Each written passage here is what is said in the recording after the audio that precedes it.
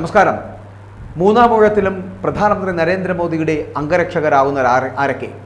മാത്രമല്ല, അങ്ങനെ മോദിക്ക് വിശ്വാസ്യതയുള്ളവരെ അല്ലെങ്കിൽ വിശ്വാസത്തിലെടുക്കുന്നവരെ മാത്രം കൂടെ കൂട്ടുന്ന ഒരു തന്ത്രം തന്നെയാണ് ഇപ്പോഴും ഈ മൂന്നാം ഊഴത്തിലും പ്രധാനമന്ത്രി ഉൾക്കൊള്ളുന്നത് അല്ലെങ്കിൽ അദ്ദേഹം പുറത്തെടുക്കുന്നത് എന്ന് പറയേണ്ടിയിരിക്കുന്നു.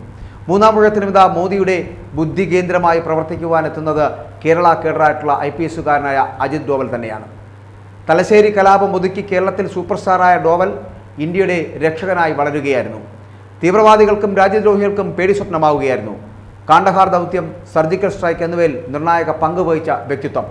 പാകിസ്ഥാന്റെ മുക്കും മൂലയും കാണാപ്പാടമാക്കിയവൻ സൂപ്പർമാൻ ഡോവലിന്റെ കഥ അങ്ങനെയാണ്. പ്രധാനമന്ത്രിയുമായുള്ള മൂന്നാം ഊഴത്തിലും മോദിയുടെ ബുദ്ധികേന്ദ്രമായി മാറിയിരിക്കുകയാണ് ഈ കേരള കേഡറിലെ IPSകാരനായ അജിത് ഡോവൽ. ദേശീയ സുരക്ഷാ ഉപദേഷ്ടാവായി അജിത് ഡോവലിനെ പുനർനിയമിച്ചിരിക്കുകയാണ് വീണ്ടും കേന്ദ്ര സർക്കാർ. ഇന്റലിജൻസ് ബ്യൂറോയുടെ മേധാവിയായിരുന്ന ഡോവൽ കഴിഞ്ഞ 10 വർഷമായി ദേശീയ സുരക്ഷാ ഉപദേഷ്ടാവ് പദവിയിലുണ്ട്. 1968 കേരള കേഡർ IPS ഉദ്യോഗസ്ഥനായ അദ്ദേഹം 20 വർഷമായി ചൈനയുമായുള്ള അതിർത്തി ചർച്ചകൾക്കുള്ള ഇന്ത്യയുടെ പ്രത്യേക പ്രതിനിധിയുമാണ്. 1971 തലശ്ശേരി കലാപത്തോടെയാണ് അജിത് ഡോവൽ കേരളത്തിലെ ശ്രദ്ധാകേന്ദ്രമായത്. മതസംഘടനമായി തുടങ്ങിയ പ്രശ്നങ്ങൾ പിന്നീട് കലാപമായി മാറി. സ്വാതന്ത്ര്യത്തിനു ശേഷം കേരളത്തിൽ നടന്ന ആദ്യത്തെ വർഗീയ കലാപം എന്ന പ്രത്യേകത കൂടി തലശ്ശേരി കലാപത്തിന് ഉണ്ടുതാനും. നിരവധി വീടുകളും സ്ഥാപനങ്ങളുമാണ് കലാപകാരികളെന്ന് തീവച്ച് നശിപ്പിച്ചത്. K. കരുണാകരനായിരുന്നു ആഭ്യന്തരമന്ത്രി അന്ന്. കലാപം നിയന്ത്രിക്കുവാൻ കേരള പോലീസിന് സാധിക്കുന്നില്ലെന്ന് വ്യാപകമായി വിമർശനങ്ങൾ നേരിടേണ്ടി വന്ന ഒരു കാലം കൂടിയായിരുന്നു അത്. ഇതോടെ കലാപം അടിച്ചൊതുക്കുവാൻ കരുണാകരൻ നിർബന്ധിതനായി. അന്ന് കോട്ടയം ASPയും ജൂനിയർ ഉദ്യോഗസ്ഥനുമായിരുന്നു ഈ Ajit Doval. 1968 Kerala cadre IPS officer. സർവീസിലെത്തിയിട്ട് കുറച്ചു വർഷമേ ആയിട്ടുള്ളൂവെങ്കിലും കലാപം അടിച്ചമർത്തുവാനുള്ള ദൗത്യം കരുണാകരൻ ഡോവലിനെ വിശ്വസിച്ച് ഏൽപ്പിക്കുന്നു. തലശ്ശേരിയിലെ കലാപബാധിത പ്രദേശങ്ങളിൽ ഡോവൽ റൂട്ട് മാർച്ച് നടത്തുന്നു. സദാസമയം ഡോവലും സംഘവും ഈ തലശ്ശേരിക്ക് കാവലായി മാറുന്നു. വീട് വിട്ടുപോയവരോടെല്ലാം തിരികെ വരാൻ ആവശ്യപ്പെടുന്നു. കലാപത്തിനിടെ കവർ ചെയ്ത സാധനങ്ങൾ തിരികെ എത്തിക്കുന്നതിനും ഡോവൽ മുഖ്യ പ്രാധാന്യം നൽകി എന്നുള്ളതാണ്.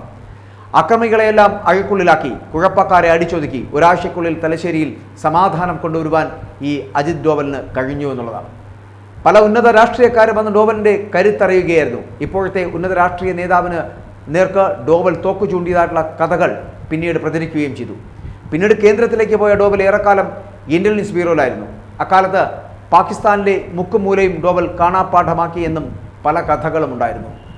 മറ്റൊന്ന് കാണ്ഡഹാറുമായിട്ട് ബന്ധപ്പെട്ടാണ്. കാണ്ഡഹാർ വിമാന റാഞ്ചൽ ഉണ്ടായപ്പോഴും പാകിസ്ഥാനെതിരെ ഇന്ത്യ മിന്നലാക്രമണം നടത്തിയപ്പോഴും ഡൽഹിയിൽ കലാപമുണ്ടായപ്പോഴും ഇന്ത്യ ചൈന അതിർത്തി തർക്കത്തിലും വരെ പ്രധാനമന്ത്രിയുടെ വിശ്വസ്തനായ ഡോവലിൻ്റെ ഇടപെടലുകളുണ്ടായി. 1945 ഇന്നത്തെ ഉത്തരാഖണ്ഡിൽപ്പെടുന്ന പൗരി ഗർവാൾ എന്ന സ്ഥലത്താണ് ഡോവലിൻ്റെ ജന്മം. വളർന്നത് രാജസ്ഥാനിലെ അജ്മീറിൽ. ഇന്ത്യൻ സൈന്യത്തിലെ ഉദ്യോഗസ്ഥനായിരുന്നു ഡോവലിൻ്റെ പിതാവ്. ആഗ്ര സർവകലാശാലയിലെ പഠനത്തിന് ശേഷമാണ് കേരള കേഡറിൽ IPS നേടി അദ്ദേഹം എത്തുന്നത്. തലശ്ശേരി കലാപത്തിന് പുറമെ മിസോറാമിലും പഞ്ചാബിലും ദേശവിരുദ്ധ പ്രവർത്തനങ്ങളെ അമർച്ച ചെയ്യുന്നതിൽ ഡോവൽ പ്രവർത്തിക്കുകയുണ്ടായി എന്നുള്ളതാണ്. 1999 കാണ്ഡഹാർ ദൗത്യത്തിൽ ഇന്ത്യയെ മുന്നിൽ നിന്ന് നയിച്ചത് അജിത് ഡോവലാണ്. കാണ്ഡഹാറിൽ തട്ടിയെടുത്ത ഇന്ത്യൻ എയർലൈൻസ് വിമാനം IC-814 യാത്രക്കാരെ സുരക്ഷിതമായി മോചിപ്പിക്കുന്നതിന് ഡോവലിനും സംഘത്തിനുമായി എന്നുള്ളത് ചരിത്രമാണ്. 2004 ഇന്റലിജൻസ് ബ്യൂറോയുടെ തലവനായി ഡോവലിന് നിയമനം ലഭിച്ചത്. ലഡാക്കിലെ യഥാർത്ഥ നിയന്ത്രണ രേഖയിൽ ചൈനയുടെ കടന്നുകയറ്റമുണ്ടായപ്പോൾ ഇന്ത്യയുടെ പഴയ ചൈന സ്റ്റഡി ഗ്രൂപ്പ്, അതായത് CSG വീണ്ടെടുക്കുകയാണ് ഡോവൽ ചെയ്തത്. 1997 കാലഘട്ടത്തുണ്ടാക്കിയ അനൌദ്യോഗിക സംഘമായിട്ടുള്ള CSGയിൽ ക്യാബിനറ്റ് സെക്രട്ടറി, പ്രതിരോധ ആഭ്യന്തര സെക്രട്ടറിമാർ, സൈനിക മേധാവി, IB ഡയറക്ടർ എന്നിവരാണ് അംഗങ്ങളായിട്ടുള്ളത്. 3 തവണയെങ്കിലും ഈ സംഘം യോഗം ചേർന്നു. ചൈനയുമായുള്ള പ്രശ്നപരിഹാരത്തിൽ നിർണായകമായിട്ടുള്ള സാന്നിധ്യമായി മാറി. ഡോവലിൻ്റെ ഇടപെടലിന് പിന്നാലെയാണ് അതിർത്തിയിൽ നിന്ന് ചൈന പിന്നോട്ട് പോയതും. ഇങ്ങനെ എടുത്തു പറയാൻ ഒട്ടനവധി കാര്യങ്ങളുണ്ട് അജിത് ഡോവലിനെ കുറിച്ച്. അതുകൊണ്ട് തന്നെയാണ് അജിത് ഡോവൽ വീണ്ടും ബുദ്ധികേന്ദ്രമായി മോദിയുടെ മുന്നിലേക്ക് എത്തുന്നതും.